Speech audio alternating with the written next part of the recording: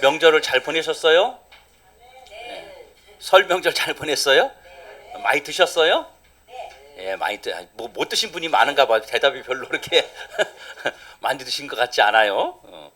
저도 잘 먹었습니다. 어머님이 바리바리 싸주셔가지고 계속 집에서 그거 먹고 있습니다. 그래서 같은 음식을 계속 먹고 있을 정도로 어머님이 많이 싸주셔서 잘 먹고, 저도 명절 잘 보내고 왔습니다. 좀 명절을 지내고 와서 우리 성도들을 쭉 생각하면서 그런 마음이 들더라고요. 혹시 가족들을 만나지 못하고 또 가족들이 없어서 홀로 외롭게 지내시는 분들이 계실 텐데 하는 그런 마음이 들어서 저 혼자 어머니 만나러 갔다 온 게 한편으로는 또 죄송스럽기도 하고 그런 마음이 좀 들더라고요. 그래서 언젠가는 한번 또 가족이 없으신 분들과 함께 명절을 좀 보내봐야 되겠다. 어머니한테 안 내려가고 그런 마음을 제가 한번 갖게 되었습니다. 오늘 주님이 우리를 위해서 예비하시고 준비하신 말씀이 있습니다. 이 말씀을 통해서 은혜 받는 시간 되길 주의 이름으로 축원합니다. 여러분, 우리는 이 세상을 살아가면서 관계를 떠나서는 절대 살 수가 없어요. 이 관계라고 하는 말의 어원은 뭐냐면 묶여있다 이런 뜻입니다. 묶여있다. 갓 태어난 아기는요, 엄마하고 탯줄로 묶여 있습니다. 그래서 그 관계를 유지하게 되는 것이죠. 그 아이가 자라면서 형제 자매를 만나게 되면서 또 관계를 맺어요. 유치원에 가고 학교를 가고 직장을 가면서 점점 커가면서 모든 사람과 관계를 맺습니다. 사회생활하면서도 결혼을 하면서도 그 사람이 또 자식을 낳아서도 또 역시 관계를 맺으며 살아가게 됩니다.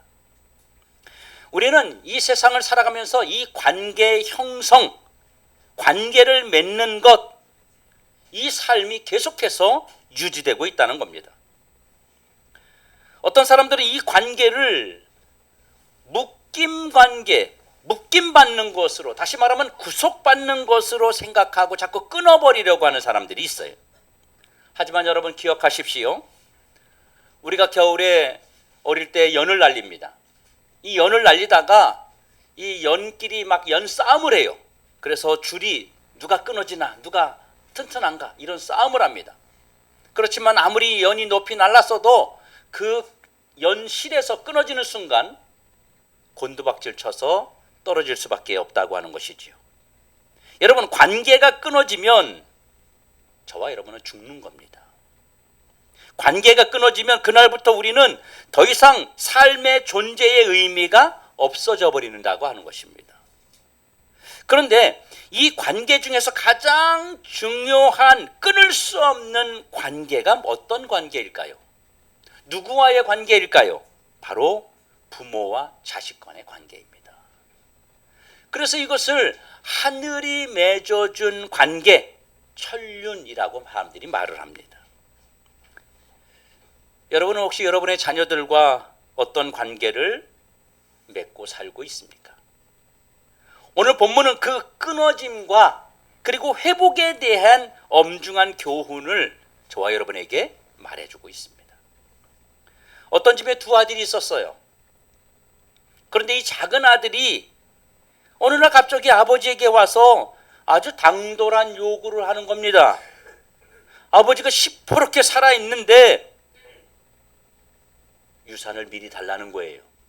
아버지 돌아가시면 어차피 그거 놔줄 건데 내가 살아있을 때, 내가 필요할 때 그 유산을 주셔야, 그래야 내가 잘 쓰지 않겠습니까? 이러면서 아버지에게 유산을 미리 나누어 달라고 요청을 합니다. 만약 여러분 자식들이 여러분에게 이런 요구를 한다면 여러분 어떻게 하시겠어요? 여러분이 시퍼렇게 살아있고 건강하고 강건하게 지금 멀쩡하게 살아있는데 유산 좀 먼저 주세요. 그러면 그래 가져가거라. 그러면서 여러분 바로 주시겠어요? 안 주죠. 우리 아들이 저한테 얘기해도 저도 안 줍니다. 왜? 줄 게 없어요. 저는 아무것도 없어요. 그래 마음껏 가져가거라. 다 가져가거라. 고맙다. 빚도 가져가거라. 그러죠. 안 가져갑니다. 부모에게 자식이 그런 요구를 했을 때 부모는 보통 어떻게 합니까? 그 아들을, 그 자식을 먼저 설득하겠죠. 기다려라. 아빠가 때가 되면 너에게 줄 거다. 그렇게 말하겠죠. 또 이렇게 물어보겠죠. 너 그럼 뭐 하려고 그걸 필요하다고 하느냐? 뭐에 쓰려고 하느냐? 그 이유를 한번 물어보지 않겠어요? 그런데 오늘 본문에 보면요, 이 둘째 아들이 아버지로부터 유산을 미리 받습니다. 좀 더 심한 표현을 하면 아버지에게 재산을, 유산을 빼앗아 버리는 거예요. 분명히 이 아버지도요, 순순히 내어주지 않았을 거예요. 그 상식 아닙니까? 아버지가 살아있는데 아버지 유산을 미리 남겨주세요 라고 말할 정도의 자식이면 이 자식의 됨됨이가 어떤지 아버지는 이미 알고 있어요, 사실. 그래서 순순히 내어주지 않았을 거예요. 고민했을 거고 설득했을 겁니다. 그런데 이 둘째 아들이 재산을 빼앗아간 것을 볼 때 아버지를 얼마나 괴롭혔는지를 알 수가 있겠죠. 아버지를 못 살게 굴었다는 거예요. 재산을 안 주면 안 될 만큼 이 아들이 사건과 사고를 많이 일으켰단 말이에요. 그래서 아버지는요, 하는 수 없이 아들에게 재산을 내주었는데 이 아들이 이 재산을 들고 집을 떠나가서 살다가 쫄딱 망해가지고 거지가 되었습니다. 여기서 우리는 몇 가지 의문점을 생각하게 되겠죠. 첫 번째 의문점은 이 아들이 도대체 어떤 놈인지 됨됨이를 아버지가 너무 잘 알고 있었을 겁니다. 이 자식에게 돈을 주면 어떻게 한다는 것, 어떻게 된다는 것 뻔히 알았을 거 아닙니까? 그런데도 아버지가 어쨌든 결과적으로 아들에게 돈을 줬어요. 왜 줬을까요? 주무시는 분 일어나라고 지금 벨 울리는 거예요, 알람. 여러분, 왜 아들에게 줬을까요? 아버지는 이 아들이 어떻게 될지 알았으면 주지 말았어야 되잖아요.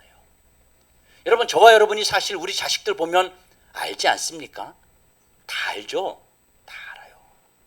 이 자식이 어떤 자식인지, 이놈이 어떻게 살아가고 있는지 같이 안 다녀도 그 녀석 속을 다 압니다. 이놈이 지금 돈을 요구하는 것부터 문제고, 돈 주면 분명히 쓸데없는 짓 할 거 알면서도 아버지가 너무 잘 아는데도 말입니다. 그러니까 안 줘도 되는데 아버지가 결국은 아들에게 재산을 나눠줬어요. 아들이 어찌 될지 알면서도 도대체 왜 줬을까요? 아들이 망할 걸 몰랐을까요? 아닙니다. 이 아들에게 돈을 준 아버지의 마음은 진정한 자유가 무엇인지 몸소 깨닫게 하려는 의도가 있었던 겁니다. 두 번째 우리가 갖는 의문점은요, 아들이 돈을 받자마자 바로 먼 나라로 떠나버렸어요. 아버지 집 가까이에서 놀지 않고 먼 나라까지 갔다는 겁니다. 한국에서 돈을 받아가지고 저 미국이나 영국이나 캐나다나 이런 데는 멀리 가가지고 그 돈을 쓰기 위해서 이동한 거예요. 여러분, 왜 굳이 이 아들이 아버지의 재산을 받아가지고 먼 나라까지 갔을까요? 이 아들이 먼 나라까지 가게 된 특별한 무슨 이유라도 있을까요? 아버지의 간섭이 닿지 않는 곳, 아버지의 눈길이 미치지 않는 곳, 그곳으로 가고서 살고 싶었던 겁니다. 그는 통제 없는 자유가 바로 행복의 열쇠라고 생각했던 거예요. 여러분, 기차가 철로 위를 달리는 것은요, 어떻게 보면 통제이자 구속입니다. 기차가 이 철로로만 달려야 돼요. 그러면서 그렇게 말하겠죠. 나도 이 철로를 벗어나서 저 자연을 달리고 싶다. 근데 그렇게 가는 순간 어떻게 되죠? 그냥 고철 덩어리로 무너져 버리는 겁니다. 인간의 욕망도 이와 같습니다. 하나님의 법을 벗어난 자유는요, 자유가 아니라 그 방종은 반드시 그 끝이 멸망이라고 하는 사실입니다. 그리고 이 아들이 아버지로부터 받은 재산이 적은 재산이 아니었을 거예요. 여러분, 어떤 자식이 아버지에게 아주 몇 푼 안 되는 재산을 상속받기 위해서 그렇게 아버지를 못 살게 굴고 땡깡을 부리고 그러겠어요? 아마도 상당히 많은 재산을 가지고 갔을 텐데 그 많은 재산을 어디에 썼길래 그렇게 거지로 전락했을까요? 이 아버지는요, 종들이 많은 그런 거부였어요. 그런 부자였습니다. 제가 여러분에게 물어보겠습니다. 만일 내 자식이 이런 모양으로 우리 앞에 나타난다면, 다 써버리고 거지가 되어서 다 인생 망가져가지고 돌아온다면 여러분 어떻게 하시겠습니까? 주님이 오늘 이 이야기를 현대에 살아가는 우리들에게 말씀하신 이유가 그럼 뭘까요? 이 오래전에 있었던 이야기를 오늘 이 시간에 저와 여러분에게 말씀으로 준비해서 선포하게 하신 이유가 뭘까요? 이 이야기는요, 예수님께서 오늘 우리에게 일부러 들려주신 내용입니다. 저와 여러분에게 일부러 들려주고 계시는 이야기예요. 예수님께서 이 아들을 통해서 우리에게 전달하시려는 음성이 여기에 숨겨져 있다고 하는 것입니다. 하나님이 오늘 이 시대를 살아가는 저와 여러분에게 주시는 메시지가 있단 말이죠. 이 둘째 아들은 어느 집 가정의 둘째 아들이 아니고 바로 저와 여러분의 모습입니다. 주님은 지금 이 아들의 모습을 통해서 우리에게 주시려는 그 메시지가 뭘까요? 그러면 성도 여러분, 주님은 이 말씀을 통해서 통제받지 않는 자유가 얼마나 무서운 것인지를 깨닫게 하시려는 의도가 있습니다. 여러분, 다시 한번 제가 강조하겠습니다. 통제받지 않는 자유가 얼마나 무서운 것인지를 주님이 우리에게 똑똑히 가르쳐주고 싶으신 거예요. 그래서 오늘 이 말씀을 저를 통해서 준비하게 하셔서 선포케 하신 것입니다. 이 아들은 아버지의 간섭, 아버지가 보살펴주고 아버지가 아들을 바르게 만들기 위해서 이런저런 이야기를 했을 겁니다. 아들은 아버지의 사랑을 통제로 여겼고 가정을 울타리의 억압으로 여겼던 것입니다. 왜 나를 못 살게 합니까? 왜 나를 귀찮게 해? 왜 자꾸 나를 억압해? 왜 자꾸 내가 하고자 하는 것들을 못하게 막아? 이 아들에게 가정이라는 울타리는 감옥처럼 답답하게 느껴졌던 겁니다. 이제 그만 자고 일어나라. 이것 좀 해라. 이거 하면 안 된다. 이런 아버지의 말이 이 아들에게는 견딜 수 없는 억압의 굴레였던 겁니다. 그래서 이 아들의 마음속에는요, 한 가지밖에 없었어요. 어서 빨리 내가 이 통제에서 벗어나야 자유를 얻는다. 이 억압에서 벗어나야 된다. 내가 이 울타리에서 벗어나야 자유를 누릴 수 있다. 이 아들의 마음속에는요, 내 마음대로 자유를 누리고 싶은 그 한 가지의 욕망밖에 없었던 거예요. 아버지를 멀리 떠나 아버지의 통제와 가정 울타리를 벗어나 자기 마음대로 사는 것이 이 아들은 자유라고 생각하고 있었던 겁니다. 오늘 본문 13절에 보면 그 후 며칠이 안 돼요 라고 말합니다. 아들은 아버지에게 돈을 받자마자 아버지의 통제를 벗어나고 가정의 울타리를 벗어나서 자유를 누리고 싶은 거예요. 그런데 결국 이 아들은 통제받지 않은 자유를 누리다가 망해버렸습니다. 통제받지 않는 자유를 누리다가 이 아들은 돌이킬 수 없는 인생의 그 쓰라림을 경험하게 됐어요. 이 아들은 오직 한 가지만 생각했습니다. 이 굴레에서만 내가 벗어나야 살 수 있다. 나를 숨막히게 하는 이 울타리에서 벗어나야만 한다.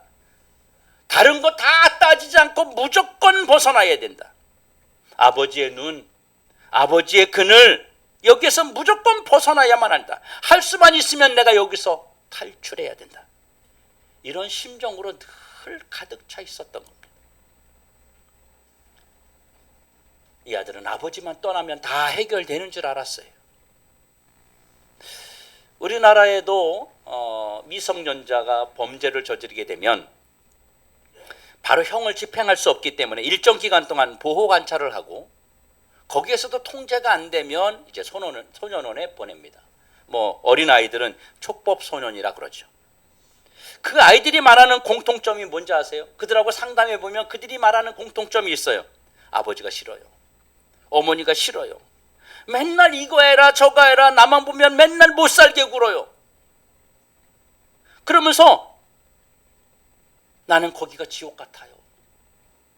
나는 어머니 품이, 아버지 품이 그 근처에만 있어도 숨이 막히는 것 같아요. 나는 거기만 떠나면 살 수 있을 것 같아요. 이렇게 아이들이 말합니다. 그래서 상담자가 물어봅니다. 네가 생각하는 지옥 같은 그곳에서 떠나서 너 결국 어떻게 됐냐? 지금 너는 거기서 떠나서 성공했냐? 너 거기서 떠나가지고 학교 잘 다니냐? 너 거기 떠나서 행복하냐? 그렇게 물어보면 한결같이 답이 뭐냐면 후회입니다. 여러분, 본문 12절 13절에 보면 그 둘째가 아버지에게 말하되 아버지여 재산 중에서 내게 돌아올 분깃을 내게 주소서 하는지라. 아버지가 그 살림을 각각 나눠 주었더니 그 후 며칠이 안 되어 둘째 아들이 재물을 다 모아가지고 먼 나라에 갔다고 말합니다. 그러니까 이 아들의 머릿속에는요, 아버지도 가정도 없었어요. 24시간 돈 외에는 생각하지 않았어요. 아버지의 저 재산을 받아야 된다. 아버지의 돈을 받아야 된다. 돈만 있으면 아버지도 가정도 필요 없다고 생각했어요. 돈이 그를 지켜주는 줄만 생각하고 돈만 있으면 뭐든지 해결할 수 있다고 생각하고 확신했습니다. 그래서 아버지에게 돈을 받자마자 모두를 버리고 모든 환경을 버리고 자기가 원하는 대로 살기 위해서 이 아들은 떠났습니다. 그리고 돈으로 할 수 있는 것은 다 했어요. 그래서 둘째 아들이 망한 이유가 돈이 없어서가 아니었어요. 아버지가 충분한 돈을 줬어요. 그런데도 망했어요. 이 아들이 망한 것은 돈을 다스릴 만한 인격적 통제력이 없었기 때문에 망한 것입니다. 성도 여러분, 여기서 벗어나면 내 마음대로 할 수 있다. 여기서 벗어나면 내가 원하는 대로 할 수 있다. 이 착각을 우리가 버려야 됩니다. 이건 우리의 인생을 망가뜨리는 아주 무서운 사탄의 소리인 것입니다. 혹시 여러분 필립 카츠라고 하는 사람의 이름을 들어본 적 있습니까? 이 필립 카츠는요, 우리가 사용하는 이 컴퓨터에 파일들이 굉장히 많아요. 예를 들어서 컴퓨터에 사진이 100장이 있어요. 이 100장 사진을 이메일로 다른 사람에게 다 보내려면 용량이 너무 많아서 보낼 수가 없는 거예요. 그래서 이거를 압축을 시킵니다. 압축을 시키는 것을 뭐라 하냐면 집이라 그래요. 집. ZIP 영어로 집인데 ZIP. 그래서 이 집으로 만들어서 압축해서 보내는 이 기술을 개발한 사람이 필립 카츠라는 사람이에요. 이 사람이 몇 살 때 이걸 만들어내냐면 23살 나이에 이거를 만들었어요. 그래서 전 세계에서 이 시대에 가장 큰 천재라고 말할 정도로 매스컴에서 엄청나게 칭송을 했습니다. 지금 저도 그걸 사용하고 있고 전 세계 사람들이 지금도 그 프로그램을 다 사용하고 있습니다. 이 기술의 자료를 받기 위해서 우리가 그 알고 있는 애플이나 마이크로소프트사나 이런 컴퓨터 관련된 업체들에서 돈을 싸들고 가가지고 이 사람에게 그 파일을 우리에게 기술을 전수해달라고 사정을 했습니다. 이 사람이 23살에 그래가지고 억만장자가 되었어요. 엄청난 부자가 되었습니다. 그래서 이 사람은요, 그렇게 살다가 23살에 억만장자가 된 이후에 필립 카츠는요, 2000년 4월 14일 날 위스콘주에 있는 아주 허름한 호텔에서 위스키 한 병을 들고 쓰러져서 죽었습니다. 바로 33살 나이에. 23살에 억만장자가 되어서 33살이 될 때까지 14년 사이에 무슨 일이 있었던 걸까요? 23살에 하루아침에 억만장자가 된 이 청년은 그 돈을 통제할 줄 모르고 그 돈을 관리할 줄 몰라서 술을 먹고 여자들과 놀고 마약하고 막 이러면서 인생이 완전히 나락으로 떨어졌어요. 이 사람이 죽었을 때 그 호텔에 가서 확인해 보니까 이 이마 쪽에 크게 함몰돼 있었어요. 이게 푹 들어간 상태로 위스키 한 병을 들고 쓰러져서 죽어 있었습니다. 아마도 술이 취한 상태로 아니면 마약에 취한 상태로 그 작은 호텔에 들어가다가 책상에 부딪혔든지 문지방에 걸렸든지 뭐 이래가지고 막 넘어지면서 부딪혀서 이 뇌가 함몰되고 그래서 죽은 것으로 그렇게 생각하고 있습니다. 여러분, 통제하지 못한 자유가 그 인생을 송두리째 다 물거품되게 무너지게 만들었습니다. 성도 여러분, 돈만 있으면 다 할 수 있다고 생각합니까? 돈은 우리의 삶에 어느 정도 윤택하게 만들 수는 있어요. 좋은 집, 좋은 차, 좋은 환경을 제공할 수 있어요. 그런데 좋은 집 안에서, 좋은 차 안에서, 좋은 환경 안에서 누군가 여러분을 통제하지 않는다면 여러분의 삶도 무너질 수 있다는 사실을 기억하시기 바랍니다. 통제할 수 없는 자유는 인간을 무서운 속도로 망가뜨리고 만다는 것입니다. 오늘 본문에 등장하는 모든 걸 잃어버린 아들이 깨달은 게 있었어요. 이 아들이 아버지의 재산을 가지고 가가지고 막 쓰다가 허랑방탕했다 그래요. 다 쓰다가 결국 거지가 되고 그때 이 아들이 깨달은 게 있어요. 아버지의 간섭은 사랑의 성벽이었다는 것을 깨닫게 됩니다. 고통의 밑바닥에서 아들이 깨달은 진리가 단 하나였어요. 아버지 집에 있을 때가 가장 행복했구나. 아버지 집에 있을 때가 가장 안전했구나. 그는 처음에는 아버지를 벗어나면 된다고 생각했습니다. 그는 과거의 아버지의 훈계를 잔소리로 집안의 규칙을 감옥처럼 여겼습니다. 그러나 굶주려 죽게 된 지금에야 깨달았어요. 아버지의 통제는 나를 억압하는 쇠사슬이 아니라 나를 보호하는 에어백이구나. 나를 보호하는 펜스구나. 이런 사실을 그 아들이 깨닫게 됐다는 겁니다. 그런데 아들은요, 모든 것을 잃어버리고 모든 것에서 실패하고 좌절과 가난을 느낀 후 세 가지를 깨닫게 됩니다. 하나는 내가 아버지에게로 돌아가야만 사는구나. 아버지의 통제가 있어야 내가 살 수 있는 것이었구나. 아버지 없이는 안 되는 것이구나. 이거를 자기가 가진 전부를 잃어버린 다음에 깨닫게 된 것입니다. 아버지 안에 진짜 자유함이 있음을 모든 것을 다 잃어버리고 나서 깨달았습니다. 자신의 아버지의 통제는 간섭과 억압이 아니었습니다. 아버지의 통제 안에 있을 때 그가 비로소 온전한 자유를 누릴 수 있다는 사실을 그가 깨닫게 된 것이었어요. 성도 여러분, 우리가 세상에 살고 있지만 우리는 세상에 대해서 잘못 보고 잘못 느끼고 있어요. 세상에 화려한 네온 사인, 반짝거리는 불빛 아래 서 있는 내 모습을 생각해 보십시오. 얼마나 멋지고 얼마나 화려하고 얼마나 빛납니까? 다 나를 비추고 있는 것 같고 모든 네온 사인의 불빛들이 나를 향해 있는 것 같아요. 그런데 여러분, 그 불빛은 곧 꺼질 수 있다는 사실을 기억해야 됩니다. 화려한 불빛 아래 서 있는 내 모습은 잠시 후 네온 사인의 전원이 꺼지는 순간 우리는 어둠과 캄캄함이 내 인생을 짓누르는 불안을 우리는 스스로 떨쳐버릴 수 없게 된다고 하는 겁니다.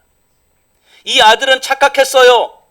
저 세상에 있는 반짝거리는 네온사인 불빛 아래 있으면 자기 인생이 빛날 거라고 생각했어요. 그래서 떠났던 거예요. 그런데 불이 꺼지고 나니까 깨달은 것은 아버지가 내 인생의 불빛이었구나. 이걸 그가 깨달았던 겁니다. 성도 여러분, 아버지 안에 참 자유, 아버지 안에 진정한 기쁨이, 아버지 안에 내가 원하는 것이 있음을 믿으시길 주의 이름으로 축원합니다. 이 아들이 두 번째 또 깨달은 게 있어요. 아버지 집에는 그 집에 있는 품꾼들, 다시 말하면 종들, 노예들, 그들도 얼마나 잘 먹고 잘 입고 잘 사는가. 그런데 나는 아들인데도 불구하고 아버지의 아들인데도 불구하고 지금 배고파 죽고 있구나. 아버지 떠나면 외로워 죽는구나.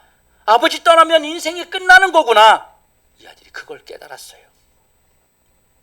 그는 아버지 집엔 가장 낮은 종들에게도 행복이 있다는 것을 깨닫고 아버지 집에 종으로 살겠다고 다짐하고 아버지에게 가서 말합니다. 아버지, 나는 아버지의 아들로 살 자격이 없습니다. 그저 아버지 집에 종으로 살겠습니다. 이렇게 말하는 거예요. 왜요? 그 집에 종으로 살아도 잘 먹고 잘 입고 잘 살 수 있기 때문입니다. 성도 여러분, 신앙생활하면서 우리도 종종 그런 유혹을 받아요. 저와 여러분도 그런 유혹을 받아요. 아버지 없어도 살 수 있다고 생각을 합니다. 아버지 떠나서 살 수 있다고 생각하는 거예요. 아버지 없이 내 인생의 미래는 아무도 보장해 줄 수 없다는 사실을 우리는 인정하지 않고 있습니다. 그리고 이 아들이 깨달은 또 하나는요, 그는 아버지의 사랑은 간섭이 아니라 자기를 살리려는 통제, 즉 나를 살려주려는 울타리, 나를 보호하려는 울타리였다는 것을 깨달았어요. 여러분, 아버지의 통제는 간섭이 아니에요. 아버지의 통제는요, 나를 살리고 나를 일으키고 나의 미래를 만들어가는 하나님의 축복의 통로였던 것입니다. 만약에 여러분에게 하나님의 통제가 느껴진다면, 여러분에게 하나님의 통제하는 것이, 여러분의 하나님의 간섭하심이 여러분 인생에 느껴진다면 그걸 행복으로 하셔야 돼요. 여러분이 교회에서 예배를 드릴 때요, 여러분이 하나님 앞에 기도할 때, 여러분이 설교를 통해서 하나님 말씀을 들을 때 여러분 속에 하나님의 통제가 느껴질 겁니다. 어떤 사람은 부끄럽게 느껴지기도 하고, 더 심한 경우는요, 말씀이 검이 되어서 나를 찌르기도 하고. 사람들이 왜 교회 오는 거 힘들어하는지 아세요? 자기의 삶을 말씀을 통해서 계속 지적해 주거든요. 지적하려고 그러는 게 아니라 그 말씀을 듣다 보면 내 얘기를 하고 있는 것 같이 들리거든요. 하나님이 그 사람에게 말씀하고 있는데 그게 싫은 거예요. 내가 왜 불편하게 교회 와서 예배를 드리는데 내가 왜 불편하게 말씀을 듣고 불편하게 앉아 있어야 되느냐? 왜 나의 흠이지고 죄악되고 부끄러운 것들을 왜 말씀을 통해서 자꾸 끄집어내느냐? 그래서 사람들이요, 교회 오는 걸 힘들어합니다. 말씀을 들으면 그런 것이 느껴져요. 기도하면 그런 것이 느껴져요. 내가 잘못했구나. 내가 잘못 살았구나. 내가 이거 고쳐야 되는구나. 내가 바른 길로 가야 되는구나. 이런 통제가 느껴질 때 그것이 우리에게는 행복인 줄로 아시기 바랍니다.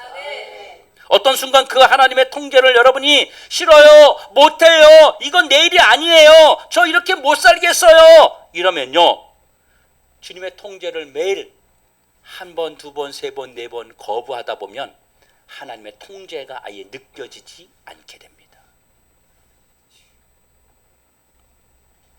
답답하고 절망스럽고 실패와 좌절과 불안과 낭망의 시간이 왔는데도 하나님의 음성이 들려지지 않을 때가 있다는 거예요. 주님의 통제가 느껴지지 않을 때 우리 그때 어떻게 해야 됩니까? 이건 불행입니다. 하나님의 간섭이, 아버지의 간섭이 느껴지지 않을 때 이건 불행인 겁니다.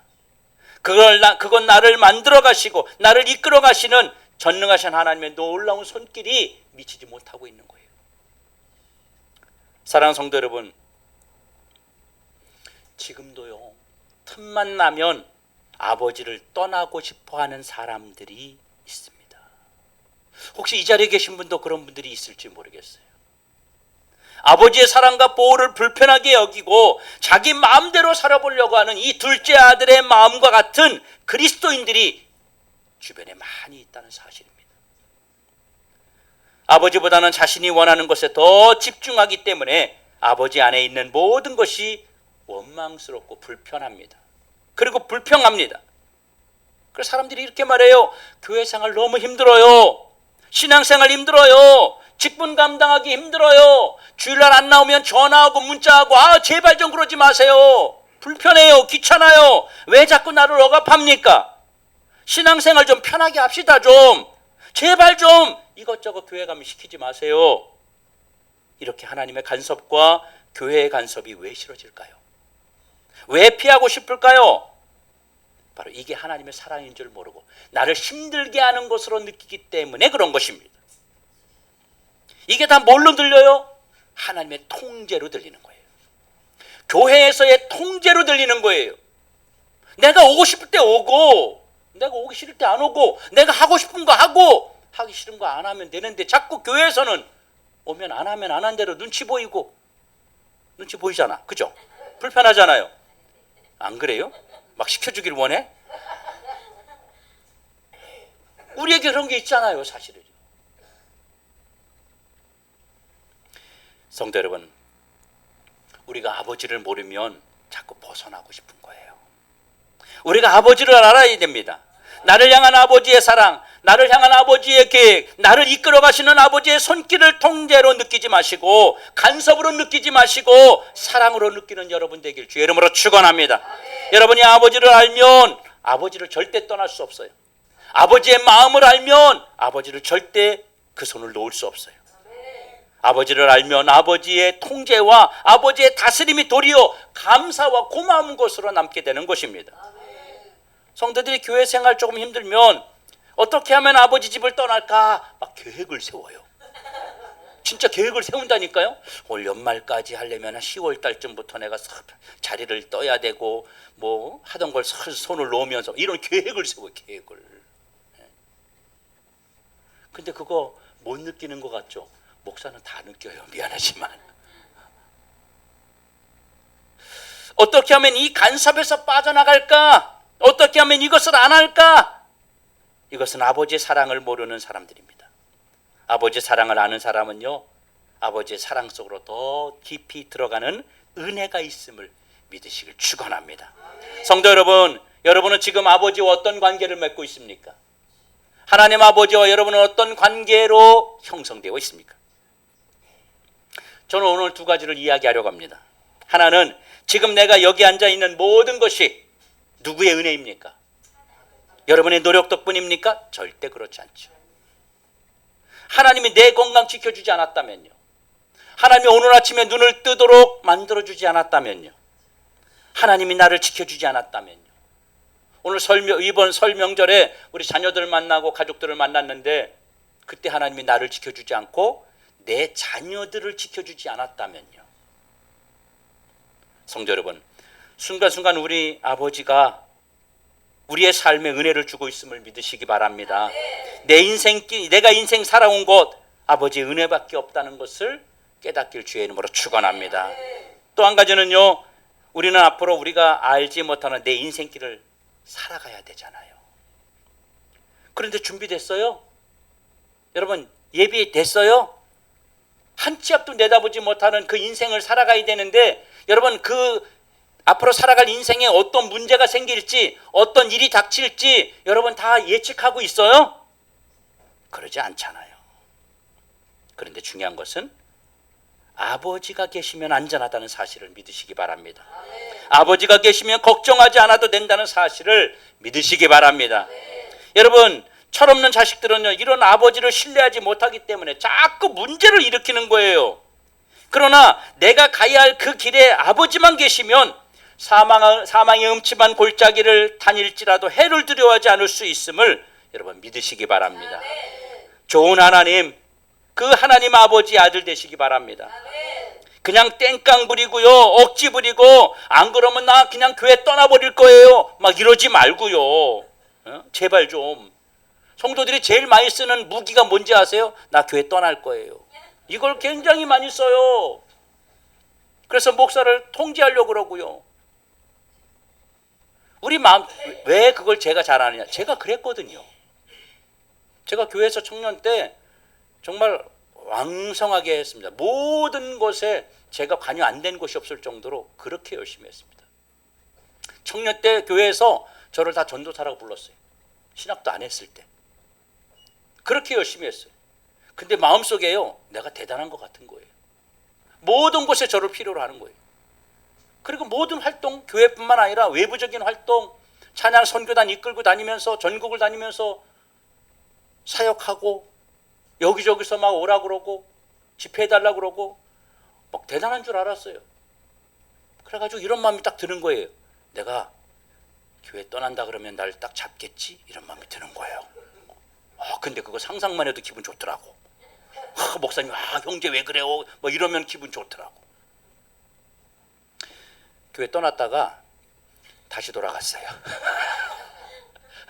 다시 돌아갔어요, 제가 그 교회. 우리에게는 그런 것들이 있습니다. 여러분 교회 오면, 교회에서 여러분 주일날 안 나오면 또 주중에 여러분에게 문자 보내고 전화하고 그렇게 합니다. 어떤 분은요 그거 싫어가지고 카톡 차단했어. 차단. 안 떠. 보지를 않아 문자를. 이게 일자가 없어져야 되잖아요. 근데 안 지워져. 이게 차단한 거예요. 아예 안 보는 거예요. 귀찮다는 거죠. 여러분 교회에서 아니면 하나님이 여러분의 인생에 개입하셔서 여러분의 간섭하셔서 여러분을 이끌고 여러분에게 관심을 가지고 있다는 사실이 여러분 축복인 줄 아세요. 진짜 축복인 줄 아세요. 여러분이 교회를 나갔는데 안 나왔는데 뭐 했는데 아무도 관심 안 가져. 교회도 관심 안 가져. 하나님도 감동이 없어. 뭘 느낌도 안 주셔. 그럼 무슨 낙으로 무슨 재미로 신앙생활 합니까? 그렇지 않아요? 아버지의 통제가 나를 살리고 내 인생을 여는 길이라는 것을 여러분 깨닫기 축원합니다. 여러분의 인생길에 하나님이 주시는 해피엔딩이 있어요. 하나님이 여러분의 인생에 계속 간섭하시고 하나님이 여러분 인생에 찾아오셔서 계속 관여해 주시고 방향을 제시해 주시고 이거 하면 안 된다 그러고 우리의 마음에 이렇게 했을 때 양심의 가책을 느껴서 힘들게 만들고 이런 것들이 이것들이 나에게 다 복인 줄로 깨닫고 우리 인생을 해피엔딩으로 만들어 나갈 수 있는 저와 여러분 되길 주의 이름으로 축원합니다. 이 시간 한번 주신 말씀 기억하며 우리의 통성을 한번 기도합시다. 하나님이 저와 여러분에게 말씀을 주셨습니다. 아버지의 통제가 있는 것 그것이 복인 줄로 알고 하나님 어떤 때에는 내가 하나님의 통제가 힘들었습니다. 말씀에 찔림이 있을 때 그게 너무 힘들었습니다. 그런데 그게 사랑이었군요. 그게 하나님의 관심이었군요. 하나님 내가 이제는 그것을 더 많이 느끼며 살 수 있도록 도와주옵소서. 우리 주여 말에 치고 동성으로 기도합니다.